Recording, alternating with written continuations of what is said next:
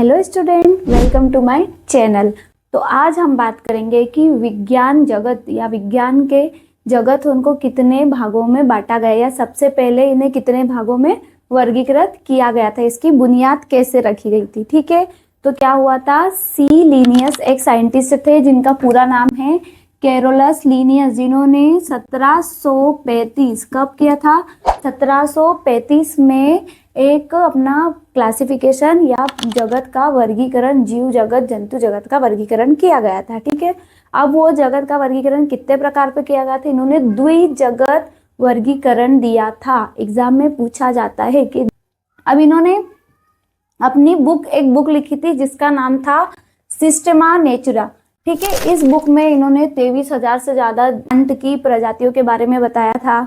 फिर उसके बाद क्या था, इन्होंने कितने वर्गों का, द्विजगत जंतु जगत वर्गीकरण का, वो पादप जगत वर्गीकरण, 2 किंगडम क्लासिफिकेशन दिया। कितने भागों में बांटा, 2 भागों में। कौन कौन से, एक तो जंतु जगत और एक क्या था, पादप। जंतु जगत को क्या कहा जाता है, एनिमल किंगडम, और दूसरा क्या है, पादप जगत, जिसे कहा जाता है प्लांट किंगडम। तो आज हम बात करेंगे प्लांट किंगडम के बारे में। ठीक है, प्लांट किंगडम। अब प्लांट किंगडम का क्लासिफिकेशन कैसे किया गया, कैसे कैसे प्रकार के पौधे आते हैं, इनको किस अलग अलग प्रकारों में रखा गया। जैसे कि पौधे को प्लांट किंगडम का क्लासिफिकेशन करने के पीछे मेन उद्देश्य यह था कि पौधों के बीज, फल भित्ति और फल के प्रकार, बीजों के प्रकार और उनके पोषण के आधार पर पौधों को अलग अलग भागों में रखा गया है। उनकी आकृति के आधार पर पौधों को अलग अलग भागों में रखा गया। और किसने रखा, कैरोलस लीनियस ने। ये नाम प्लीज मत भूलना, ये मोस्ट इंपॉर्टेंट है, क्योंकि एग्जाम में पूछा ही जाता है। तो कैरोलस लीनियस के द्वारा इनको प्लांट किंगडम को 2 भागों में, सबसे पहले 2 भागों में बांटा गया। 2 भागों में क्या था, अपुष्पोदित, है ना, और उसको इंग्लिश में क्या बोलते हैं, क्रिस्टोगेमी। क्रिस्टोगेमी इजी है बोलने में, है ना। अपुष्पोभित, आपको यहीं से समझ में आ रहा होगा कि अपुष्पोभित का मतलब होता है ऐसे पुष्प अलग गया जहां पे मतलब वो चीज अवेलेबल नहीं है, वो चीज है नहीं। तो अपुष्पविद जिसमें क्या नहीं होना चाहिए, यहाँ पे क्या नहीं होंगे, ऐसे पौधे जिनमें फल, पुष्प और बीज नहीं होते हैं, इनमें पत्ती नहीं होती है और इनमें क्या, संवहन उत्तक नहीं पाया जाता है। ऐसे अपुष्पोभित पौधे, मतलब इसमें क्रिस्टोगेमी, इसमें सीधा एग्जाम में पूछ लिया जाता है कि क्रिस्टोगेमी क्या होता है। तो क्रिस्टोगेमी में ऐसे पौधे आते हैं जिनमें पत्ती नहीं होती है, जिनमें फल नहीं लगते हैं, जिनमें बीज उत्पादन नहीं होता है और जिनमें पुष्प नहीं आते हैं, और इनमें संवहन उत्तक, जिन्हें इंग्लिश में वेस्कुलर टिश्यू बोलते हैं, है ना, वो प्रेजेंट नहीं होते हैं। जो संवहन उत्तक में क्या हो जाएगा, जिसमें जाइलम और फ्लोएम आते हैं। हमारे जो संवहन उत्तक 2 प्रकार के होते हैं, जाइलम और फ्लोएम। ठीक है, वो उपस्थित नहीं होते हैं। वो किसमें आते हैं, अपुष्पबोधित या क्रिस्टोगेमी। ये हो गया हमारा क्रिस्टोगेमी। फिर दूसरा क्या है, पुष्पोभित। पुष्पोभित, अब क्या अ लगा है क्या, नहीं, तो यहाँ पे पुष्पोभित मतलब इतना आपको इसके नाम से समझ आ जाना चाहिए कि यहाँ पुष्प उपस्थित होंगे। यहाँ पे पूर्ण तरीके से ऐसे पौधों को रखा गया है जो पूर्ण तरीके से विकसित होंगे, जिनकी जड़ विकसित होगी, और क्या होगा, इनमें फल लगेंगे, इसमें बीज उत्पादन होगा, इसमें पत्ती होगी और इसमें संवहन उत्तक भी होंगे। ये दोनों में यही अंतर होता है। और पुष्पोद्भिद को क्या बोलते हैं, फेनेरोगेमी। ठीक है, इनके नाम भी आपको याद रखना जरूरी है। समझ में आ गया ये दोनों किस आधार पर बांटा गया है। अब क्या है, अपुष्पोभित मतलब कि क्रिस्टोगेमी को और अगेन 3 भागों में बांटा गया है। क्या है, थैलोफाइटा, है ना, थैलोफाइटा, ब्रायोफाइटा और क्या है, टेरिडोफाइटा। इनको 3 वर्गों में विभाजित किया गया है। सीधी सी बात है, अपुष्पोभित आपको बता दिया 4 चीजें उपस्थित नहीं होती है। अब जो थैलेरोफाइटा की बात करें, हमारा जो पहला वर्गीकरण है वो है थैलेरोफाइटा। थैलेरोफाइटा में वे पौधे आते हैं जिनमें क्या नहीं होगा, पुष्प नहीं होंगे, फल नहीं आएंगे, बीज उत्पादन नहीं होगा और क्या नहीं होगा, इनमें संवहन उत्तक उपस्थित नहीं होते हैं। मतलब कि इसमें जाइलम फ्लोएम नहीं होंगे, और जाइलम फ्लोएम नहीं होंगे तो पौधों में स्थानांतरण, ट्रांसपोर्टेशन की जो क्या होता है, ट्रांसपोर्ट होता है, फूड क्या होता है। ठीक है, ये हो गए, एक प्लांट है संवहन उत्तक, मतलब कि इस प्लांट में ये अप डाउन अपवर्ड। ठीक है, ये क्या है, जाइलम, जाइलम मतलब कि पौधों को हम पानी कहाँ देते हैं, जड़ों में, तो ये जड़ों से पौधों को पानी ऊपर तक कौन पहुंचाता है, जाइलम, है ना। और फिर दूसरा क्या बात करी हमने, दूसरा सवन उत्तक क्या है, फ्लोएम, फ्लोएम, फ्लोएम मतलब फूड, है ना। तो यहाँ फूड का प्रिपेयर होता है पत्ती में, है ना, प्रकाश संश्लेषण की क्रिया के द्वारा पत्ती में फूड प्रिपेयर होता है। अब जैसे ही फूड प्रिपेयर होगा तो वो फूड प्लांट को न्यूट्रिशन के लिए कहाँ जाएगा, नीचे की तरफ। तो ये क्या होते हैं, ये उत्तक होते हैं, इनको क्या बोलते हैं, संवेदन उत्तक, या बोलते हैं वेस्कुलर टिश्यूज, है ना। ये हो गए, ये इनमें क्या नहीं होंगे, ये उपस्थित नहीं होंगे। किन्स प्लांट्स में, थैलोफाइटा में, या जो क्रिस्टोगेमी वाले जो प्लांट होते हैं उनमें उपस्थित नहीं होते हैं। आप किसकी बात करी हमने, ये सबसे बड़ा एक क्या है कि अगर वानस्पतिक जगत का सबसे बड़ा जो वर्गीकरण में जो सबसे बड़ा वर्ग है वो थैलेरो, ये एग्जाम में पूछा जाता है, थैलोफाइटा है ना। वानस्पतिक जगत का मतलब वानस्पतिक वर्गीकरण में सबसे बड़ा जो वर्गीकरण है वो कौन है, थैलेरोफाइटा, ठीक है। अब इसके अंतर्गत क्या क्या आते हैं, क्या आ जाएगा अपना, एल्गी, एल्गी मतलब शैवाल। आप शैवाल आपने देखी होगी, देखो इसका स्ट्रक्चर इस तरीके से, इसके एग्जाम्पल के हिसाब से देखो, इसकी 4 प्रकार, शैवाल कितने प्रकार की होती है, 4 प्रकार की होती, कौन सी, ब्लू, है ना, नीली, हरी, भूरी, है ना, इस प्रकार की शैवाल होती है, ब्लू ग्रीन शैवाल। शैवाल में अपन ने बात करी कि study of algae, study of algae phycology, शैवालों का अध्ययन फाइकोलॉजी में किया जाता है। और क्या, शैवाल रिच प्रोटीन रिच होती है, जैसे कि अभी कुछ कुछ चल रहा है ना कि स्पाइरुलिना, आपने एक शैवाल का नाम सुना होगा जिसको समुद्री शैवाल होती है जिसको कछुआ खाता है और उसकी लाइफ लाइन बढ़ती है ना, उसी में आता है स्पाइरुलिना हो गया, कोरेला हो गया, इसमें हाई रिच प्रोटीन होती है ना। फिर क्या है, शैवाल में हम देखेंगे कि इसमें क्लोरोफिल उपस्थित होता है, क्या है, नीली हरी शैवाल होती है हमारे पास, तो उसमें क्या उपस्थित होगा, क्लोरोफिल।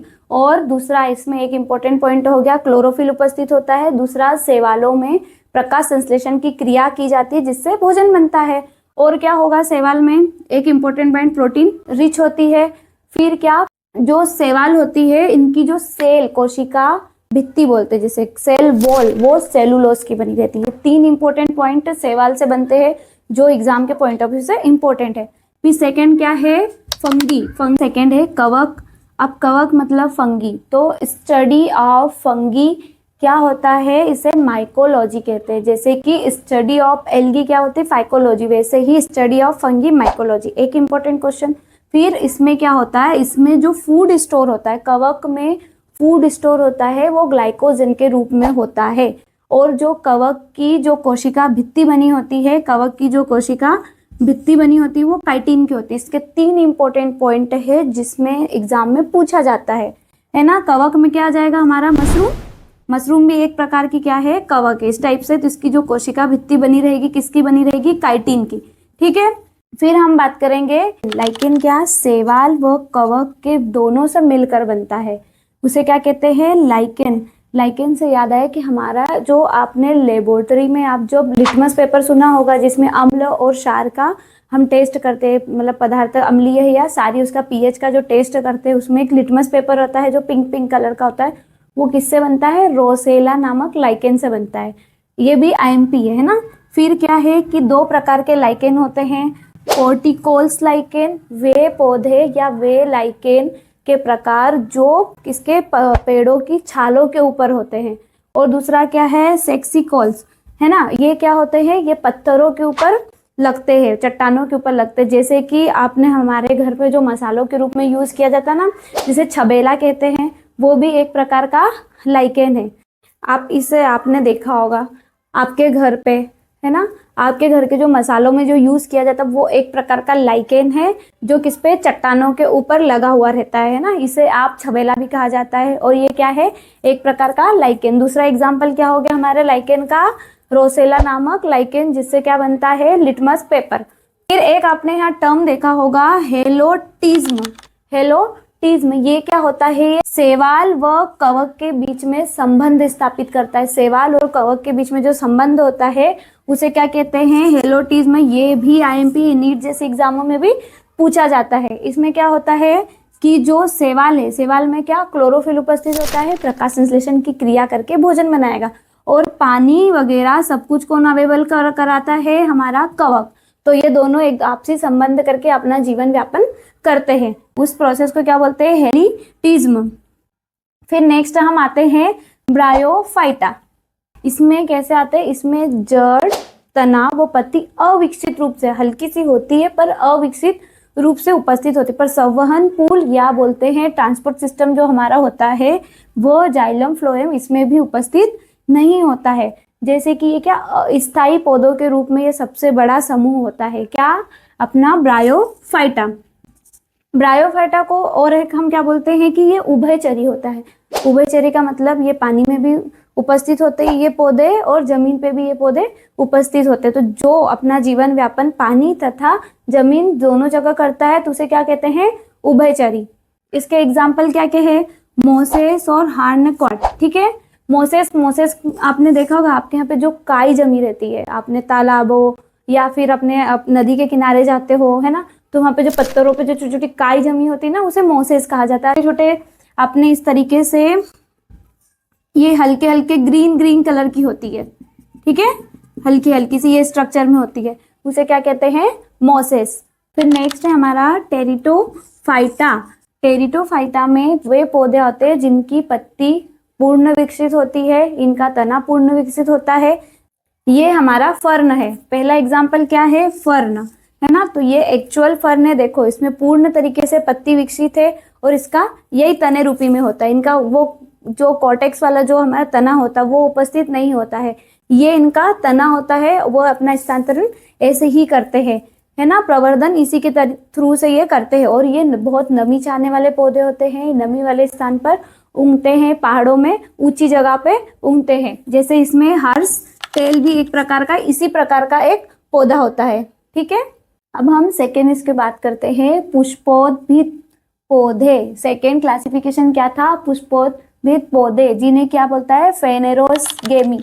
फेनेरोगेमी, है ना, फेनेरोगेमी में वे पौधे रखे गए हैं जो फुल्ली वुडी प्लांट होते हैं, जिसमें श्रब, हब ये सब आते हैं। जैसे कि वुडी प्लांट मतलब कि जो बड़े वृक्ष होते हैं और छायादार होते हैं, इनका तना पूर्ण विकसित होता है, इनकी जड़ें मूसलाधार होती है।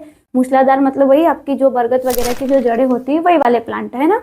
फिर क्या होता है, इनकी पत्तियां पूर्ण विकसित होती है, इनमें पूर्ण तरीके से फल विकसित होते हैं। वो अपना बीज, इसमें दोनों रिप्रोडक्शन होता है, सेक्सुअल एसेक्सुअल रिप्रोडक्शन। जितना नॉर्मल प्लांट आपने देखे हुए हैं वो सभी प्लांट किस में आते हैं, पुष्पोद्भिद पौधों में, है ना।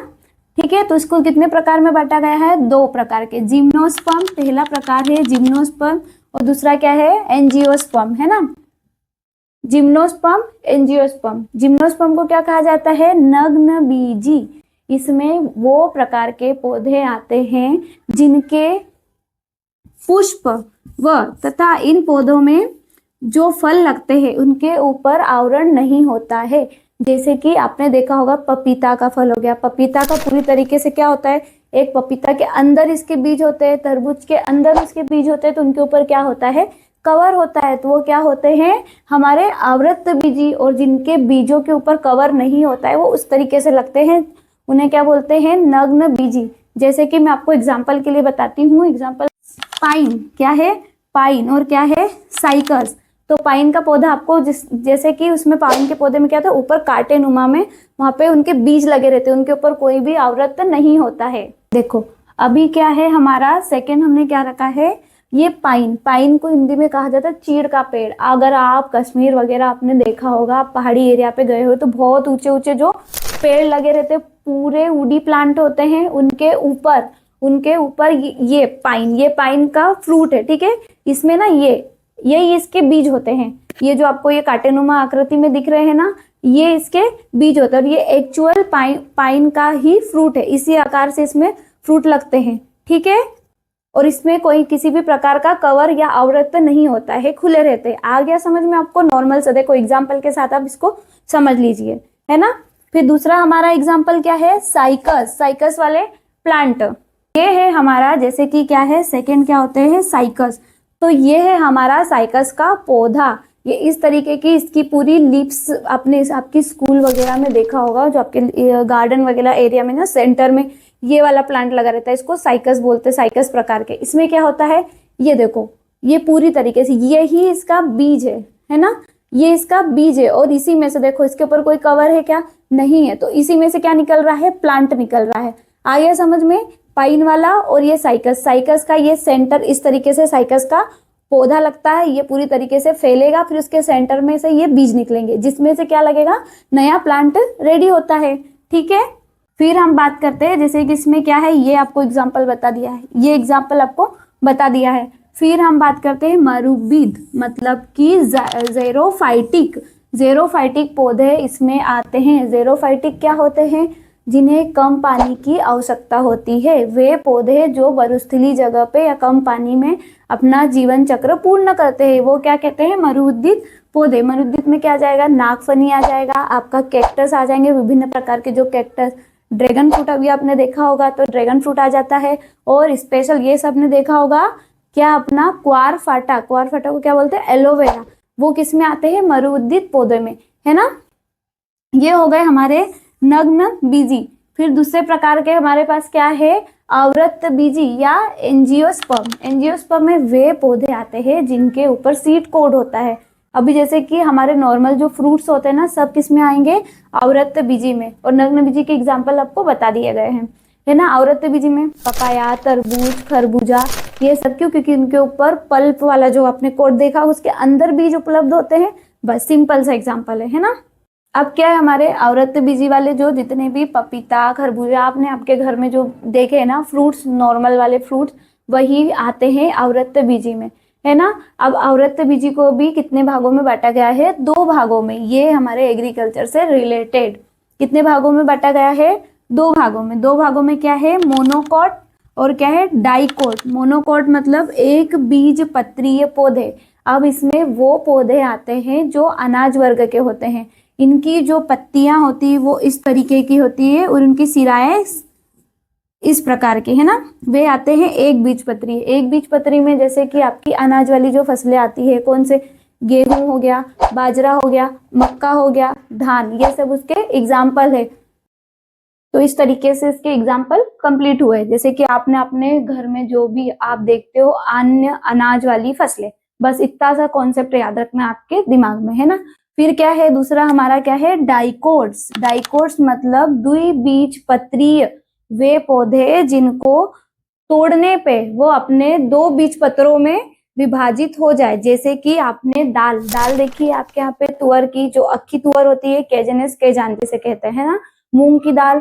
तो जो दालें बनती है वो कैसे 2 कोड में होती है ना, उनको तोड़ते हैं तो 2 भागों में आसानी से टूट जाती है।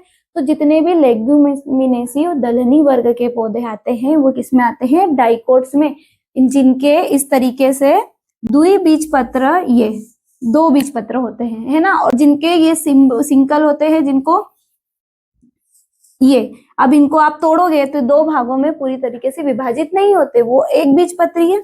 और वो जो 2 भागों में पूर्ण तरीके से विभाजित होते हैं उनको द्विबीजपत्रीय कहते हैं। इसमें हमारी लेग्यूमिनेसी वाली जो क्रॉप्स आती है, कौन कौन सी, क्या हो गई, हमारा तुअर हो गई, मूंग हो गई, उड़द, सोयाबीन, सूरजमुखी, ये सब इसके एग्जाम्पल है। आई होप आपको ये बहुत अच्छे से समझ में आया होगा। मैंने डिटेल तरीके से आपको इसको समझाने की कोशिश करी है, जितने भी एग्जाम्पल पॉसिबल हो सके थे आपको उतने एग्जाम्पल बताए हैं। और ये हमारे एग्जाम पॉइंट ऑफ व्यू से इम्पोर्टेंट है, प्लांट किंगडम। ठीक है, तो आपको अच्छा लगा तो आप ऐसे ही आप हमारे साथ जुड़े रहिए और आप हमारे चैनल को लाइक, शेयर और सब्सक्राइब करें।